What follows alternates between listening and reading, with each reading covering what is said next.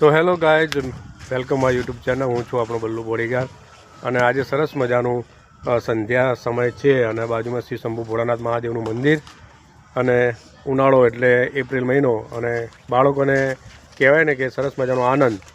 Vacation પડે એટલે બહુ આનંદ અને મેચ અંબા મામાના ઘેર અલગ અલગ પ્રવૃત્તિઓ કરતા હોય. તો આજે એવો જ એક સરસ મજાનો આખો જે બાળકોનો પરિવાર મને જોવા મળ્યો અને એમનો આનંદ જે કંઈક અલગ હતો, ખરેખર આહલાદક હતો. એટલે મને લાગ્યું કે ચલો હવે આપણે એમને મળીએ. તો 12માની એક્ઝામ હોય, 10માની એક્ઝામ હોય, તો પછી 1 થી 8ની એક્ઝામ હોય. તો આજે એવા બાળકોને આપણે મળીએ કે ખરેખર જેનો આનંદ લઈ રહ્યા અને કેવું લાગે છે એમને પૂછીએ. બરાબર, અમુક બાળકો સરસ મજાના હિંચકાના ઝૂલા પણ ખાઈ રહ્યા છે અને સરસ મજાની ઠંડી ઠંડી પેપ્સી પણ ખાઈ રહ્યા છે. તો એમની પાસે પણ જઈએ. તો ચલો એમને મળીએ અને વાતચીત કરીએ. તો આ છે અમારા લક્કીપાજી, લક્કીભાઈ શરમાઈ ગયા છે. અને તો સરસ મજાના વિદ્યાર્થીઓ મળ્યા છે અને આપણે વિદ્યાર્થીઓમાંથી એક રોહનભાઈ છે, એમને પૂછવાની કોશિશ કરીએ કે એપ્રિલ મહિનો ચાલી રહ્યો હશે તો વેકેશનની કેવી આનંદ છે અને કેવું તમને ફીલ થઈ રહ્યું છે અને અભ્યાસ, આગળનો અભ્યાસ કેવું છે? અત્યારે તો અમારે 12મા ધોરણનું સાયન્સ ચાલે છે અને એમાં અમારી એક્ઝામ હમણાં જ પૂરી થઈ ગઈ ને અત્યારે વેકેશનમાં અમારે મતલબ ચાલે છે, મજાથી બધું ચાલે છે. આપણે અહીંયા વિદ્યાર્થીઓના જે સમૂહ હતો જ્યાં રમી રહ્યા હતા, ખેલી રહ્યા, કૂદાકૂદ કરી રહ્યા હતા, નાના બાળકોથી મોટા સુધી. અહીંયા એક બાળકો પણ રડી રહ્યું છે. આપણે રોહનભાઈને પૂછીએ કે આ વેકેશનની મજા કેવી છે અને કેવું તમને લાગી રહ્યું છે? બાળકો સરસ મજાના તમે જોઈ શકો છો. અને બોલે લકી બોલ દે. તો આજે આપણે આ એવા સરસ મજાના રોહનભાઈ આપણને થોડી 2 શબ્દ સ્પીચ આલશે. એની વેકેશન છે, અમારી વેકેશન છે, એટલે ઉનાળા વિશે થોડી માહિતી આલશે. રોહન, હાલો. આજે અમારે અત્યારે અમારું વેકેશન ચાલુ છે. જેને ખરેખર ધગસ ભણવાની હોય અને લગ્ન હોય સરસ મજાનું, એક જ લક્ષ્ય માટે મા બાપે જે આપણને ખરેખર આપણી પાસે મહેનત કરતા હોય એવા એક આપણા વિદ્યાર્થી મળી ગયા છે. અને ખરેખર સખત પરિશ્રમ વગર આ બધું જ શક્ય બની શકે છે. તો આ વેકેશનના દરમિયાન એવા ધુરંધર કહેવાય અને સરસ મજાનું જે ભણવા માટે સરસ મજાનું લક્ષ્ય લઈ અને આગળ વધી રહ્યા છે એવા રોહનભાઈ આપણને શિક્ષણ વિશે અને ઉનાળાના વેકેશન વિશે અને ગરમી વિશે ટૂંકમાં આપણને કંઈક કહેશે.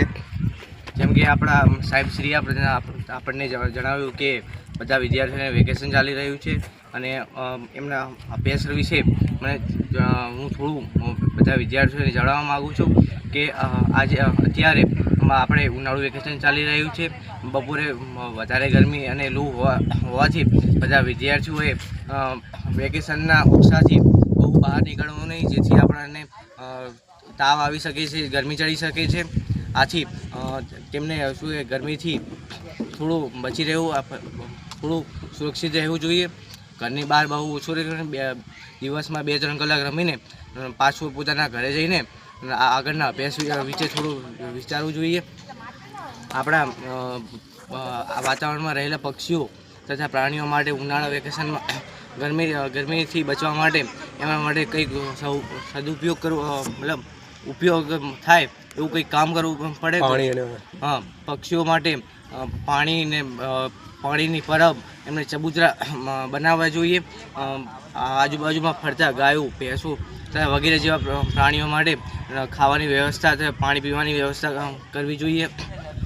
પછી આ વિદ્યાર્થીઓને ખાસ સૂચના કે એમને આગળનો અભ્યાસક્રમ પાછું જળવાઈ રહે એથી વેકેશન હોય તો પણ બહુ નહીં 1 થી 2 કલાક આગળના અભ્યાસક્રમ વિશે થોડું રિવિઝન કરવું પડે. રોહનભાઈ સરસ બધી ટૂંકમાં બહુ બધું સમજ આપી દીધી છે. કહે છે કે ઉનાળુ વેકેશન છે અને વેકેશન દરમિયાન દરેક બાળકોને રમવાનો આનંદ તો હોય જ છે, સાથે સાથે અભ્યાસનું પણ ધ્યાન રાખવું જોઈએ અને ગરમીના હિસાબે કોઈ પણને બીમારી ના થાય, પોતાના શરીરની અંદર તકલીફ ના આવે એના માટે સવારે અને સાંજે 2 કલાક બહાર નીકળવું જોઈએ. એટલે રોહનભાઈનું એવું કહેવું છે કે 11 થી 5 વાગ્યા સુધી તમે બહાર નીકળશો નહીં, કારણ કે ગરમી અત્યારે બહુ જોરદાર પડી રહી છે અને આ સમય દરમિયાન જેમ દિવસો જાય છે તેમ વૃક્ષો કટિંગ થતું જાય છે, કપાતા જાય છે, જેના કારણે ગરમીનું જે તાપમાન ટેમ્પરેચર છે વધતું જાય છે. અને બીજું એમને સરસ મજાનો અભ્યાસ વિશે કીધું કે અભ્યાસનો મેઇન ભાર અભ્યાસ ઉપર આપ્યો છે કે બાળકોએ એકલું ખેલકૂદ નહીં પણ અભ્યાસમાં પણ મહત્ત્વ આપવું જોઈએ. એવું રોહનભાઈ કહી રહ્યા છે અને પોતે હાલ કેવી તૈયારી કરી રહ્યા છે એ પણ થોડું આપણને કહેશે. અત્યારે મારે 12માનું વેકેશન ચાલુ છે, છતાંય હું 11-12નું રિવિઝન થોડું ચાલુ રાખું છું અને દરરોજ 2 થી 3 કલાક 11માનું રિવિઝન કરું છું. કારણ કે મારે અત્યારે સાયન્સ મેં 10મા પછી સાયન્સ મેં લીધું છે. આથી મારે 11-12ના અભ્યાસક્રમ પરીક્ષામાં પૂછાય છે. આથી હું 11માનું અને 11માનું રિવિઝન સાથે મારી ચાલુ છે અને 12માનો અભ્યાસ વિશે હું આગળથી થોડુંક ઘણું તૈયારી કરી. કેવી રીતે તૈયારી કરવી બધું હું તૈયાર કરું છું. તો જોયું તમે કે દરેક વિદ્યાર્થીને આના પરથી આપણને સમજવું જોઈએ કે અત્યારથી જ બાળકોએ જે પાછળનો જે પાર્ટ છે જે ભણવાનું છે વેકેશન પછી એ પણ અત્યારથી જ રોહનભાઈ તૈયારી કરી રહ્યા છે. તો દરેક બાળકોએ ખરેખર શીખ લેવી જોઈએ કે વેકેશન અને તમારો શરીરનો અને પોતાનો વિકાસ કરવો હોય, મા બાપનો અને કુળનો અને મહોલ્લાનો અને શહેરીનો, તો તમારે એકલું વેકેશનનો જ આનંદ નહીં પણ અભ્યાસનો પણ પૂરેપૂરો ફાયદો ઉઠાવવો જોઈએ. વેકેશન હોવા છતાં રોહનભાઈ અત્યારે સવારે 2-3 કલાક અને સાંજે 2-3 કલાક તનતોડ મહેનત કરી રહ્યા છે અને જે એમનું લક્ષ્ય છે એ ખરેખર આવતા વર્ષે એમનું સંપૂર્ણ મહાદેવની કૃપાથી પૂર્ણ થશે, માતા પિતાના આશીર્વાદથી. કારણ કે પોતે મહેનત એવી કરી રહ્યા છે. તો બાળકોને પણ સમજવું જોઈએ.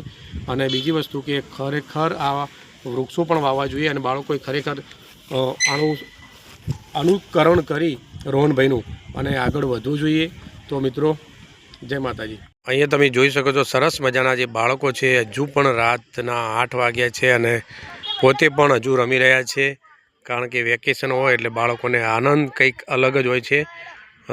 બેટ સાથે અને ક્રિકેટ રમવાનું કોને ના ગમે. ક્રિકેટનો જમાનો યુગ છે. સાથે સાથે શિક્ષણ પ્રત્યે પણ બાળકો અને માતા પિતાએ ધ્યાન આપવું જોઈશે. તો જ બાળકો અને સમાજ પરિવાર આગળ આવશે.